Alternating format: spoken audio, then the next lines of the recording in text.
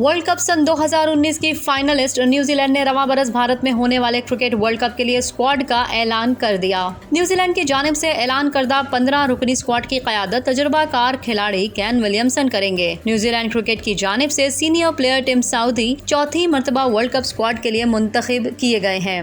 वो world cup के लिए कीवी टीम के नायब कप्तान भी होंगे। न्यूजीलैंड क्रिकेट के एलामिया के मुताबिक Lockie Ferguson, Jimmy नेशम, Mitchell Santner और इश सॉडी भी वर्ल्ड कप स्क्वाड का हिस्सा होंगे, जबकि ट्रेंट बोल्ट और मैट हेनरी भी न्यूजीलैंड की जानिब से तीसरी मरतबा वर्ल्ड कप खेलेंगे। इसके अलावा स्क्वाड में Daryl Mitchell, Mark Chapman, Devon Conway और ग्लेन फिलिप्स के नाम भी शामिल हैं, जो कि पहली मरतबा वनडे वर्ल्ड कप खेलेंगे। न्यूजीलैंड की जानिब से रिचन रविंदर और विल यंग को भी स्क्वाड में शामिल किया गया है, जो कि पहली मरतबा किसी भी फॉर्मेट के वर्ल्ड कप के लिए मुंतखब हुए हैं।